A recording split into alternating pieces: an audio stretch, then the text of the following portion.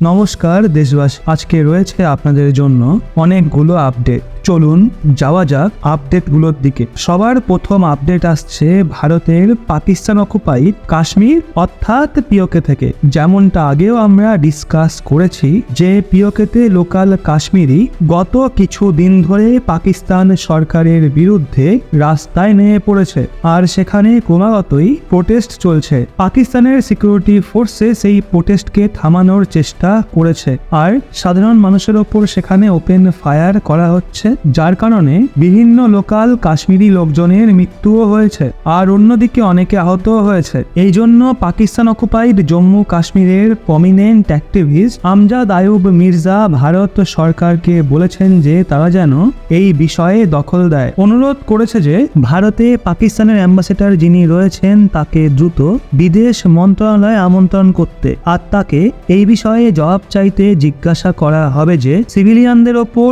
গুলি বর্ষণ কেন করা হচ্ছে। এর সাথে পাকিস্তান অকুপাইড জম্মু কাশ্মীরের প্রমিনেন্ট অ্যাক্টিভিস্ট ভারত সরকারকে এটাও বলেছে যে ভারত এই বিষয়টা যেন ইউনাইটেড নেশনে ওঠায়, আর সেখানে বিশ্বের সম্মুখে পাকিস্তানকে জিজ্ঞাসা করবে যে পিওকের লোকেদের ওপর দিন প্রতিদিন এত নির্যাতন কেন করা হচ্ছে। পিওকের লোক না কেবল আজকের সময়ে ভারতের কাছে সাহায্য চাইছে, বরং সেখানেই প্রোটেস্টের সময় ভারতের পতাকাও ওড়ানো হচ্ছে। এই প্রোটেস্টে ভারতকে নিযুক্ত হওয়ার রিকোয়েস্ট করা হচ্ছে। এখনো পর্যন্ত ভারত সরকার এই বিষয়ের ওপর নিজেদের পক্ষ থেকে কোনো তথ্য প্রকাশ করেনি, আর না এই বিষয়কে ইউনাইটেড নেশনেতে উপস্থাপন করা হয়েছে। বরং ভারত এবং পাকিস্তানের ওপর কেউ কমেন্টই করে না, যেন পাকিস্তান ভারত সরকারের জন্য কোনো ম্যাটারই না। কিছুদিন আগেই ভারতের প্রধানমন্ত্রী মোদি একটা ইন্টারভিউতে এটা পর্যন্ত বলে দিয়েছিলেন যে পাকিস্তানের সরকার নিজেদের জনগণের দুবেলা খাবার জোগাড় করে ফেলে, তাতেও আমাদের কোনো যায় আসে না। যদি এটা অনেক হাইপোথেটিক্যাল সিচুয়েশন, যদি ভারত পাকিস্তানের থেকে পিওকে পুনরায় ফিরিয়ে আনে, তাহলে যারা এখন সেখানে বসবাস করছেন তাদেরকেও কি ন্যাশনালি ভারতের নাগরিকতা দিয়ে দেওয়া উচিত? তাদের কি ভারতে ভোট দেওয়ার অধিকার দেওয়া উচিত? হ্যাঁ নাকি না? তাদের সাথে কি করা উচিত সেই নিয়ে আপনার কি মন্তব্য নিচে কমেন্ট বক্সে অবশ্যই জানান। আজকে দ্বিতীয় আপডেট আসছে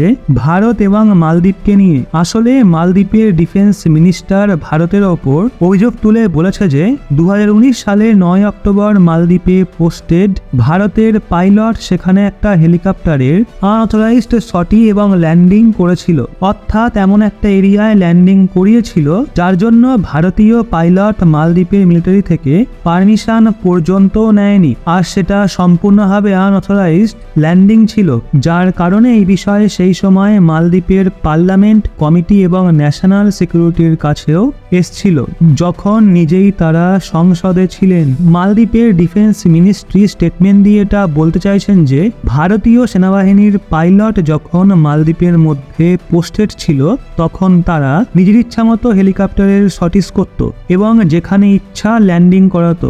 একদিক দিয়ে ভারতের সেনাবাহিনীকে পুনরায় ফেরত পাঠানোর জন্য তারা জাস্টিফাই করার চেষ্টা করেছিল, আর তারপরে যেই মালদ্বীপের ডিফেন্স মিনিস্ট্রি ভারতীয় সেনাবাহিনীর পাইলটদের ওপর এই সব অভিযোগ লাগিয়েছিল, তারপরেই ভারতের বিদেশ মন্ত্রণালয় এবং ভারতের মালদ্বীপে যে হাই কমিশন রয়েছে তারা একটা স্টেটমেন্ট জারি করে বলেছে যে মালদ্বীপের ডিফেন্স মিনিস্টার 2019 সালের যেই ঘটনার বিষয়ে অভিযোগ লাগিয়েছেন সেটা সম্পূর্ণভাবে মিথ্যা অভিযোগ। ভারতীয় পাইলট সবসময়ই মালদ্বীপ ন্যাশনাল ডিফেন্স ফোর্সের প্রপার ডাইরেকশনের ওপরই অপারেশন করত, আর 2019 সালের 9 অক্টোবরের যেই বিষয়ের কথা বলা হচ্ছে সেই দিন কিছু সমস্যার জন্য ভারতীয় পাইলটকে হেলিকপ্টারের এমার্জেন্সি ল্যান্ডিং করতে হয়েছিল, আর তার জন্য সেফটি ও সিকিউরিটি সুনিশ্চিত করার জন্য সেই দিন অন গ্রাউন্ড ট্রাফিক কন্ট্রোল এবং মালদ্বীপের ন্যাশনাল ডিফেন্স ফোর্সের থেকে স্পেশাল পারমিশনও নেওয়া হয়েছিল। এবার বন্ধুরা এগিয়ে যাই পরবর্তী আপডেটে, যেটা রয়েছে ভারত এবং কেনিয়াকে নিয়ে, যেটা একটা আফ্রিকান দেশ। আসলে কেনিয়াতে কিছু দিন আগেই মারাত্মক বন্যা হয়েছিল, যার জন্য 270 জনের প্রাণ চলে গেছিল। এছাড়াও বিভিন্ন লোক এখনো নিখোঁজ রয়েছে, আর হাজার হাজার লোক ডিসপ্লেস হয়ে নিজেদের ঘর ছাড়তে বাধ্য হয়েছে। আর আপনাদের বলে রাখি, বন্যার পরেও বিভিন্ন মহামারীর আশঙ্কা থাকে, তাই ভারত কেনিয়াকে বিভিন্ন জিনিসপত্র পাঠিয়েছে, যেটা টোটাল 40 টনের কনসাইনমেন্ট ছিল। আর এই কনসাইনমেন্ট মেডিসিন, মেডিকেল সাপ্লাইজ আর বাকি রিলিফ ম্যাটেরিয়ালের ছিল। গাজিয়াবাদের ইন্ডিয়ান এয়ারপোর্ট থেকে ইন্ডিয়ান এয়ারফোর্সের একটা স্পেশাল মিলিটারি ট্রান্সপোর্ট এয়ারক্রাফট এইসব ম্যাটেরিয়াল নিয়ে কেনিয়া পৌঁছেছিল। অর্থাৎ এই রিলিফ ম্যাটেরিয়াল দ্রুত পৌঁছানোর জন্য ভারত সরকার ইন্ডিয়ান এয়ারফোর্সের সাহায্য নিয়েছিল। এটা কোনো ইউনাইটেড নেশনের প্রোগ্রাম ছিল না, আর ভারত সরকার ডাইরেক্ট কেনিয়ার সরকারের সাহায্য করেছে। ভারত প্রথম কনসাইনমেন্ট 10ই মে হ্যান্ডওভার করে দিয়েছিল। বন্ধুরা, পরবর্তী আপডেট বেরিয়ে আসছে আমেরিকার বাল্টিমোর থেকে। যেমনটা আমি আপনাদের আগেও বলেছিলাম যে আমেরিকার বাল্টিমোরেতে যেই জাহাজ ধাক্কা মেরে ব্রিজকে ভেঙে দিয়েছিল, তাতে 20 জন ভারতীয় ক্রু মেম্বার ছিল।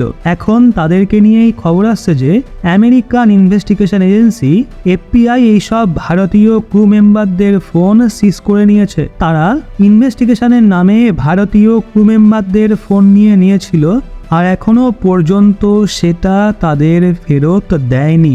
FBI ভারতীয় ক্রু মেম্বারদের শিপ থেকে বাইরে যাওয়ারও পারমিশন দেয়নি। যেখানে এই ঘটনা ঘটেছে প্রায় 2 মাস হতে চলেছে, আর এখন ভারতীয় ক্রু মেম্বারদেরকে ক্রিমিনালের মতো ট্রিট করা হচ্ছে। আজকের 5th আপডেট আসছে ইসরায়েল এবং হামাস ওয়ারকে নিয়ে। আসলে ইসরায়েল এবং হামাস যুদ্ধতে আরো একজন ভারতীয় নাগরিকের প্রাণ চলে গেছে। ইন্ডিয়ান আর্মির একজন রিটায়ার্ড অফিসার, যার নাম ছিল ব্যাবো অনিল কালে, তিনি গত 2 মাস ধরে ইউনাইটেড নেশনের সিকিউরিটি সার্ভিসে গাজাতে পোস্টেড ছিলেন। রিসেন্টলি খবর আসে যে গাজার রাফাতে ইউনাইটেড নেশনের যেই ভেহিকেলের ওপর তিনি ট্রাভেল করছিলেন তার ওপর হঠাৎ করেই ফায়ারিং স্টার্ট হয়ে গেছিল, যার জন্য তার মৃত্যু হয়। গাজা এই সময় অলরেডি একটা ওয়ার জোন। আর রিটায়ার্ড কর্নেল ব্যাবো অনিল কালে স্যার এই পুরো সিচুয়েশনের রিস্ক সম্বন্ধে জানতেন, কিন্তু তিনি তাও যথেষ্ট সাহসিকতার সাথে গাজার পোস্টিংকে অ্যাকসেপ্ট করেছিলেন। এখানে ইসরায়েলের কথা হলো, যেখানে ইউনাইটেড ওয়ার্কারদের প্রাণ গেছে সেটা একটা অ্যাক্টিভ কমব্যাট জোন ছিল। অর্থাৎ সেই লোকেশনের ওপর ইসরায়েল ডিফেন্স ফোর্সেস এবং হামাস একে অপরের ওপর ক্রমাগতই হামলা করেছিল। এই পুরো ঘটনাকে নিয়ে ইসরায়েলের কথা হলো, তারা ইনভেস্টিগেশন করছে আর এটা জানার চেষ্টা করছে যে এটা কিভাবে হয়েছে আর ফায়ারিং কাদের পক্ষ থেকে করা হয়েছিল। তো কি মনে হয় আপনার, চট করে কমেন্টে অবশ্যই জানান। ভিডিওটা ভালো লাগলে অবশ্যই একটা লাইক করে আপনার বন্ধু বান্ধবদেরকে শেয়ার অবশ্যই করবেন, যাতে তারাও এই বিষয়ে আপডেটেড থাকে। ধন্যবাদ, দেখা হচ্ছে আবার পরের ভিডিওতে। ভালো থাকবেন, সুস্থ থাকবেন।